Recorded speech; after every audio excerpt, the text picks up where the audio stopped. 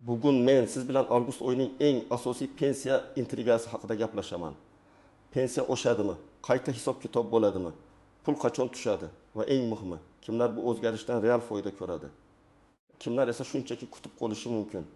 Bu ma'lumot nafaqat hozir pensiya olayotganlar uchun, balki yaqin yillarda pensiyaga chiqadiganlar, ota-onasining pensiya ishlarini yuritayotgan farzandlar va ijtimoiy nafaqa oladigan oilalar uchun ham juda muhim. Chunki bitta noto'g'ri tushuncha, bitta yetishmayotgan hujjat yoki bitta kechgan ariza odamni bir necha oy davomida qo'shimcha puldan mahrum qilishi mumkin. Men bu masalani oddiy tilda, lekin mutaxassis sifatida aniq tushuntiraman. Videoni oxirigacha ko'ring.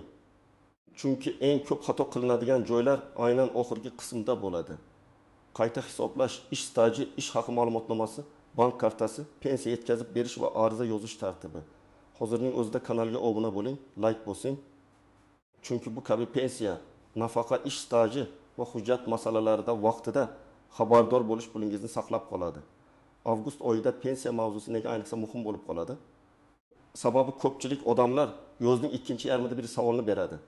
Davlat pensiyalarini indeksatsiya qiladimi, ya'ni oshiradimi? Minimal pensiya, bazaviy hisoblash miqdori, yoshga doir pensiya, nogironlik pensiyasi, boquvchisini yo'qotganlik pensiyasi, ijtimoiy nafaqa miqdorlari o'zgaradimi? Yoki faqat ayrim toifadagi fuqarolarga qo'shimcha to'lovlar bo'ladimi? Avvallari odamlar ko'pincha pensiya miqdorini faqat bitta narsa bilan bog'lab qo'yardi. Farmon chiqsa oshadi, chiqmasa oshmaydi. Bu noto'g'ri emas, lekin to'liq ham emas. Chunki pensiya miqdoriga faqat umumiy oshirish emas, balki shaxsiy holatingiz ham ta'sir qiladi. Masalan, ish stajingiz to'liq tasdiqlanganmi? Maoshingiz bo'yicha arxiv ma'lumotlari kiritilganmi? Pensiyaga chiqqaningizdan keyin ishlagan davringiz qayta hisobga olinadimi? Nogironlik guruhi o'zgarganmi? Qaramog'ingizdagi shaxslar bo'yicha qo'shimcha huquq bormi? Sizga tegishli ustama to'lovlar to'g'ri belgilanganmi? Hozir esa tizim ancha raqamlashtirilgan, lekin bu hamma narsa avtomatik va xatosiz bo'ladi degani emas. Elektron baza bor, lekin ba'zida eski korxonalar ma'lumotlari bo'lmasligi mumkin. Ish daftarchangiz bor, lekin undagi yozuvlar noto'g'ri rasmiylashtirilgan bo'lishi mumkin. Siz bir joyda uzoq ishlagansiz, lekin tashkilot tugatilgan. Arxiv esa boshqa tumanga topshirilgan bo'lishi mumkin. Natijada odam pensiya hisoblangan deb o'ylaydi, lekin aslida uning 5 yoki 10 yillik staji to'liq hisobga olinmagan bo'ladi. Avgust oyining pensiya intrigasi ham shunda. Ko'pchilik faqat oshadimi yoki yo'qmi deb kutadi. Men esa sizga aytaman, faqat oshirishni kutib o'tirmang. O'zingizning pensiya ishingiz to'g'ri yuritilganmi? Barcha huquqlaringiz hisobga olinganmi? Mana shuni ham tekshiring. Chunki ba'zan umumiy oshirishdan ko'ra shaxsiy qayta hisoblash ko'proq foyda beradi. Endi eng muhim savolga o'tamiz. Kimlar xavotir olishi kerak, kimlar esa tinchroq bo'lishi mumkin? Birinchi toifa yaqinda pensiyaga chiqqanlar. Agar siz oxirgi 1-2 yil ichida pensiyaga chiqqan bo'lsangiz, pensiya tayinlanganda barcha ish joylaringiz, barcha staj davrlaringiz, barcha ish haqi ma'lumotlaringiz inobatga olinganini tekshirish juda muhim. Masalan, bir fuqaro 35 yil ishlaganman deb o'ylaydi. Lekin pensiya hujjatlarida faqat 2-7 yil staj tasdiqlangan bo'lishi mumkin. Nega? Chunki 1990 yillardagi bir korxonaning arxivi topilmagan, ish daftarchasidagi muhr noaniq yoki buyruq raqami noto'g'ri yozilgan. Natijada pensiya miqdori kutilgandan past chiqadi. Tasavvur qiling, opa 2 yoshda pensiyaga chiqdi, 32 yil pedagog bo'lib ishlagan. Lekin hujjat topshirilganda 1995-2002 yillardagi ish haqi ma'lumotlari to'liq kiritilmadi. Faqat staj qabul qilindi. Agar o'sha yillarda uning maoshi nisbatan yaxshi bo'lgan bo'lsa, pensiya hisoblash bazasiga ta'sir qilishi mumkin. Opa, menga shuncha chiqdi. Demak shunday ekan deb yuraversa, har oy ma'lum summadan yutqazadi. Agar u arxivdan ma'lumotnoma olib kelib, qayta hisoblash uchun ariza bersa, pensiya ko'payish ehtimoli paydo bo'ladi. Bu yerda muhim gap. Pensiya organi sizning nomingizdan hamma arxivlarni birma-bir izlab yuradi deb kutmang. Ayrim ma'lumotlar elektron almashinuv orqali olinadi, lekin hammasi emas. Fuqaroning o'zi ham faol bo'lishi kerak. Ikkinchi toifa. Ishlayotgan pensionerlar. Ko'p odamlar pensiyaga chiqqandan keyin ham ishlashda davom etadi.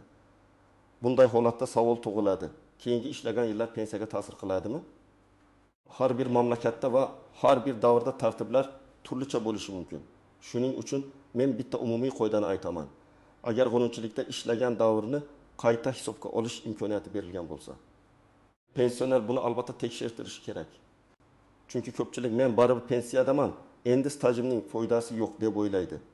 Bu har doim ham to'g'ri emas. Misol uchun 6 yoshda pensiyaga chiqdi. Pensiyasi tayinlandi. Lekin keyin yana 3 yil qorovul bo'lib ishladi. Ish beruvchi rasmiy ravishda ish haqi to'ladi. Soliqlar va ijtimoiy to'lovlar yuritildi. Agar amaldagi tartib bo'yicha bu davr pensiyani qayta ko'rib chiqishda inobatga olinishi mumkin bo'lsa, aka ariza berib hisob-kitobni tekshirtirish kerak. Bu har oyda juda katta summa bermasligi mumkin, lekin 100 ming. Bidi 50 ming yoki 200 ming so'm ham pensioner uchun pul. Bir yilga ko'paytirsangiz, bu kommunal to'lovlar, dori-darmon yoki oziq-ovqat xarajatining bir qismi degani. 3-toifa minimal pensiya yoki ijtimoiy nafaqa oluvchilar. Bu toifa uchun davlat tomonidan belgilangan eng kam miqdorlar, ustamalar va ijtimoiy qo'llab-quvvatlash choralari juda muhim. Agar avgust oyida yoki undan keyingi davrda minimal miqdorlar oshirilsa, odatda bunday fuqarolarga ta'siri sezilarli bo'ladi. Lekin yana bir nozik joy bor. Ayrim odamlar aslida pensiya olish huquqiga ega bo'lishi mumkin, lekin hujjat yetishmagani uchun ijtimoiy nafaqa olayotgan bo'ladi. Pensiya bilan nafaqa o'rtasidagi farq esa ba'zan katta bo'ladi. Masalan, bir ayol uzoq yillar norasmiy ishlagan, keyin bir necha yil kolxozda, yana bir necha yil korxonada ishlagan, hujjatlar tarqoq. U menda staj yetmaydi deb o'ylab, ijtimoiy nafaqa bilan cheklanadi. Lekin ish daftarchasi, arxiv ma'lumotnomasi, mahalla idoralaridan tasdiqlar, farzand parvarishi davrlari va boshqa hujjatlar jamlansa, ehtimol unga yoshga doir pensiya tayinlash imkoni paydo bo'ladi. Shuning uchun men doim aytaman, menga pensiya chiqmaydi degan xulosani o'zingizcha qilmang. Mutaxassisga murojaat qiling, hujjatlarni ko'rsating, yozma javob oling. 4-toifa. Boqchisini yo'qotganlik pensiyasi oladigan oilalar. Bu yerda juda ko'p savollar bo'ladi. Bola 19 yoshga to'lsa nima bo'ladi? O'qishda davom etsa to'lov saqlanadimi? Kunduzgi ta'lim bo'lishi shartmi? Hujjatni qachon topshirish kerak? Avgust oyida aynan shu masala dolzarb bo'ladi. Chunki yangi o'quv yili boshlanishi arafasida talabalar o'qishga kiradi. Ma'lumotnomalar olinadi. Ayrim to'lovlar to'xtab qolmasligi uchun hujjatlarni vaqtida topshirish zarur bo'ladi. Misol uchun, bola boqishlayotganlik pensiyasini olib kelayotgan edi. U 18 yoshga to'ldi va oliy o'quv yurtiga kunduzgi ta'limga kirdi. Oila baribir davlat biladi-ku deb o'tirsa, to'lov to'xtashi mumkin. Chunki pensiya organiga talabaning o'qiyotgani haqida ma'lumot kerak bo'ladi. Demak, o'qishga qabul qilinganlik to'g'risida ma'lumotnoma, ta'lim shakli, kursi, o'quv muddati ko'rsatilgan hujjat topshirilishi zarur. Agar hujjat kechiksa, keyin tiklash uchun yana ariza, izoh, ba'zan ortiqcha yurish kerak bo'ladi. 5-toifa, nogironlik pensiyasi yoki nafaqasi oluvchilar. Bu yerda eng muhim masala tibbiy mehnat ekspertizasi, nogironlik guruhi, muddati, qayta ko'rik sanasi va hujjatlarning uzluksizligidir. Agar ko'rik muddati o'tib ketsa, to'lovlar to'xtashi yoki kechikishi mumkin. Ayrim odamlar mening holatim o'zgarmagan, o'zimni yomon his qilyapman, demak avtomatik davom etadi deb o'ylaydi. Lekin ko'plab holatlarda rasmiy xulosa kerak bo'ladi. Shuning uchun avgust oyida qayta ko'rik muddati yaqinlashganlar oldindan harakat qilishi shart. Birinchi tuzoq, pensiya oshsa hammaga bir xil qo'shiladi degan fikr. Aslida oshirish mexanizmi turlicha bo'lishi mumkin. Ba'zan foiz hisobida oshiriladi, ba'zan eng kam miqdorlar o'zgaradi, ba'zan ayrim toifadagi to'lovlarga ustama belgilanadi. Ba'zan faqat bazaviy miqdorlar yangilanadi. Shuning uchun ikki pensioner bir xil miqdorda qo'shimcha olmasligi tabiiy. Kimning pensiyasi yuqoriroq bo'lsa, foizli oshirishda qo'shimcha summasi ko'proq chiqishi mumkin. Kim minimal darajada olayotgan bo'lsa, eng kam miqdor oshganda ko'proq sezishi mumkin. Ikkinchi tuzoq, qo'shnimnikiga oshdi, menikiga oshmadi, demak meni aldashdi degan xulosa. Bunday bo'lishi shart emas. Qo'shningiz boshqa turdagi pensiya olishi, qo'shimcha ustamaga ega bo'lishi, qaramog'ida mehnatga layoqatsiz shaxs bo'lishi, nogironlik guruhi bo'yicha qo'shimcha olishi yoki ilgari qayta hisoblash arizasi bergan bo'lishi mumkin. Sizning pensiyangizni solishtirish uchun faqat umumiy summa yetarli emas. Pensiya turi, staj, o'rtacha ish haqi, ustamalar, ushlab qolishlar, aliment yoki qarzdorlik bo'yicha chegirmalar bor yo'qligi ham muhim. 3-tuzoq, bank kartasiga pul tushishi bilan bog'liq kechikishlar. Ba'zan odamlar pensiya berilmadi deb xavotirga tushadi. Lekin aslida mablag' pensiya organi tomonidan o'tkazilgan bank tizimida yoki karta holatida muammo bo'ladi. Karta muddati tugagan, karta bloklangan, bank filialida texnik kechikish bo'lgan, SMS xabarnoma ulanmagan yoki karta boshqa hisobga bog'langan bo'lishi mumkin. Shu sababli birinchi qadam darhol shikoyat qilish emas, avval bank ilovasini, karta muddatini, bank filialini va pensiya tushumlari tarixini tekshirish. 4-tuzoq. Naqd yetkazib berishdagi manzil muammosi. Ayrim pensionerlar pensiyani uyda oladi.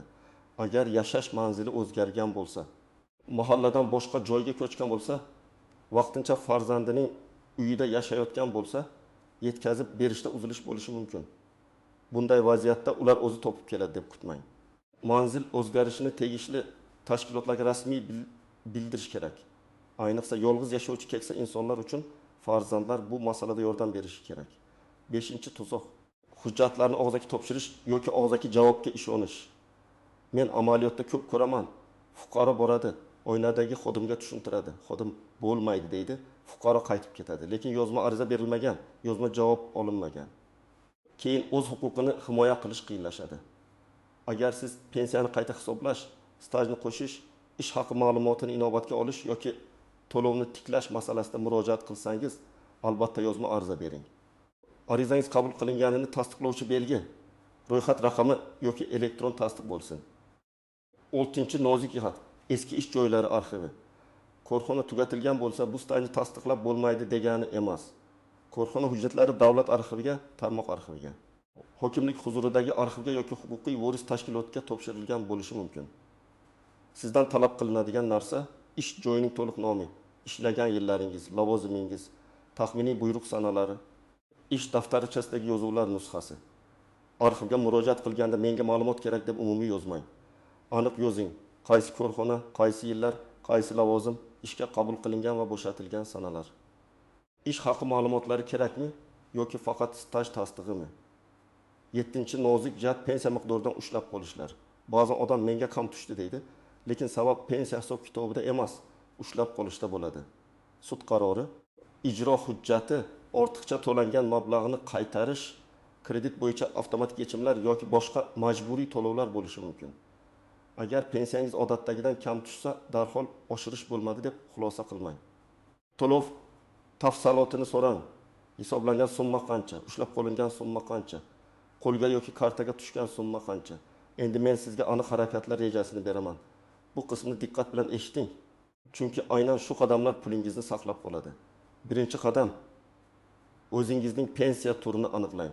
Siz yoshga doir pensiya olasizmi, nogironlik pensiyasimi, boquvchisini yo'qotganlik pensiyasimi, ijtimoiy nafaqami yoki boshqa to'lovmi? Ko'pchilik buni aniq bilmaydi.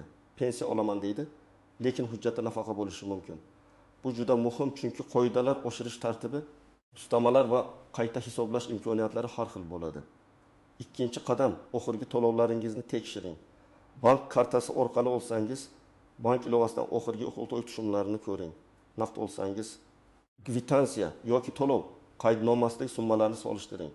Har oy bir xil tushyaptimi? Kamayish bo'lganmi? Qo'shimcha tushum bo'lganmi? Kechikishlar bormi? Agar farq bo'lsa, sababini yozib qo'ying. Xotiraga ishonmang. Hammasini sanasi va summasi bilan qayd qiling. 3-qadam, pensiya ishida qaysi stajlar hisobga olinganini aniqlang. Buning uchun pensiya jamg'armasi bo'limiga yoki tegishli davlat xizmatlari kanallari orqali murojaat qiling. Siz mening pensiyam qanday hisoblangan, qaysi ish staj davrlari inobatga olingan, qaysi ish haqi ma'lumotlari asos bo'lgan degan mazmunda ma'lumot so'rashingiz mumkin. Agar sizda ish daftarchasi bo'lsa, uning barcha sahifalaridan nusxa tayyorlang. Agar eski ma'lumotnomalar bo'lsa, ularni ham alohida papkaga soling. 4-qadam, yetishmayotgan davrlarni aniqlang. Masalan, siz 1960 yildan 1994 yilgacha tikuv fabrikasida ishlagan bo'lsangiz, lekin pensiya hisobida bu davr yo'q bo'lsa, shu davr bo'yicha arxiv ma'lumotnomasini so'rash kerak. Agar siz 2001 yildan 2005 yilgacha xususiy korxonada ishlagan bo'lsangiz, korxona hozir mavjudmi? Soliq va mehnat organlarida ma'lumot bormi? Mehnat shartnomasi, buyruq, ish haqi qaydnomasi saqlanganmi? Shularni tekshirish kerak. 5-qadam, ariza yozing. Arizada hissiyot emas, aniq talab bo'lsin. Masalan, mening pensiya miqdorini qayta hisoblab berishingizni so'rayman. Sababi 1993-1998 yillarda falon korxonada ishlagan davrim va ushbu davr bo'yicha ish haqi ma'lumotlari pensiya tayinlashda to'liq inobatga olinmagan bo'lishi mumkin. Ilova qilinadi. Ish daftarchasi nusxasi, arxiv ma'lumotnomasi, pasport nusxasi, pensiya guvohnomasi nusxasi. Mana shunday aniq yozilgan ariza bilan ishlash oson bo'ladi. 6-qadam hujjatlar ro'yxatini tayyorlang. Odatda sizga shaxsni tasdiqlovchi hujjat, pensiya guvohnomasi yoki pensiya oluvchi sifatidagi ma'lumot, ish daftarchasi, arxiv ma'lumotnomalari, ish haqi to'g'risidagi ma'lumotlar, nogironlik bo'yicha tibbiy xulosa, boquvchisini yo'qotganlik holatda o'lim guvohnomasi va qarindoshlikni tasdiqlovchi hujjatlar. Talaba bo'lsa o'qish joyidan ma'lumotnoma kerak bo'lishi mumkin. Har bir holat individual, lekin hujjatlarni oldindan jamlasangiz yurishingiz kamayadi. 7-qadam muddatlarga e'tibor bering. Agar sizga qayta ko'rik muddati belgilangan bo'lsa, oxirgi kunga qoldirmang. Agar bola 12 yoshga to'lib o'qishga kirgan bo'lsa, ma'lumotnomani o'quv yili boshida darhol topshiring. Agar karta muddati tugatgan bo'lsa, pensiya tushadigan sanadan oldin bankka boring. Agar arxivdan ma'lumotnoma kerak bo'lsa, buni bir kunda hal bo'ladi deb o'ylamang.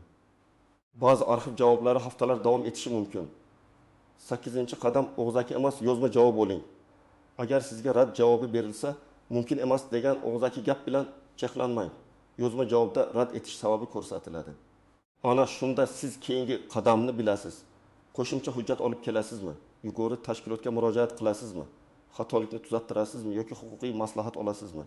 Yozma javob bo'lmasa, sizda tayanch nuqta bo'lmaydi. 9-qadam ota-onangizning pensiyasini ham tekshiring. Ko'p keksa insonlar hujjat ishlaridan charchaydi. Bolam qo'yaver, shu ham yetadi deydi. Lekin ular o'tib deb kirdim yil ishlagan bo'lishi mumkin. Farzand sifatida siz ish daftarchasini ko'rib chiqing. Pensiya summasini tekshiring. Eski ish joylarini so'rab biling. Ba'zan bitta arxiv ma'lumotnomasi ota yoki onaning pensiyasini sezilarli oshirishi mumkin. 10-qadam. Yangiliklarni rasmiy manbalardan tekshiring. Telegramdagi mish-mishlar, falon kundan hammaga 2 barobar bo'larkan degan gaplar, tasdiqlanmagan jadvallar odamni chalg'itadi. Pensiya bo'yicha har qanday oshirish yoki tartib o'zgarishi rasmiy hujjat, rasmiy bayonot yoki vakolatli organ izohi bilan tasdiqlanishi kerak. Men sizga maslahat beraman. Eshitgan xabaringizni darhol haqiqat deb qabul qilmang. Rasmiy manbadan tekshiring. Demak, avgust oyining asosiy pensiya intrigasi faqat pensiya oshadimi yoki yo'qmi degan savoldan iborat emas. Asosiy masala shuki, sizga tegishli pul to'liq hisoblanganmi, barcha stajlaringiz kiritilganmi? Ish haqi ma'lumotlaringiz inobatga olinganmi? To'lovingiz kechikmayaptimi? Ustamalarıngiz bor yo'qligi tekshirilganmi? Men ekspert sifatida shuni aytaman. Pasiv kutish eng katta xato. Hujjatni tekshirgan, ariza bergan, yozma javob olgan va o'z huquqini bilgan odam ko'proq yutadi. Agar siz pensiya olayotgan bo'lsangiz, bugungi oxirgi tushumlarni tekshiring. Agar ota-onangiz pensioner bo'lsa, ularga yordam bering. Agar pensiyaga chiqishga yaqin bo'lsangiz, ish daftarchasi va arxiv hujjatlarini hozirdan tartibga keltiring. Avgustdagi har qanday o'zgarishdan foyda ko'rish uchun eng avvalo o'zingizning pensiya ishingiz toza, aniq va to'liq bo'lishi kerak. Izohlarda yozing. Sizning pensiyangiz bo'yicha eng katta savolingiz nima? Avgust oyida oshirish kutyapsizmi yoki qayta hisoblash masalasi siz uchun muhimroqmi? Like bosishni unutmang. Kanalga obuna bo'ling. Chunki men bu yerda oddiy odamlar tushunadigan tilda eng muhim pensiya va ijtimoiy to'lov masalalarini tushuntirib boraman.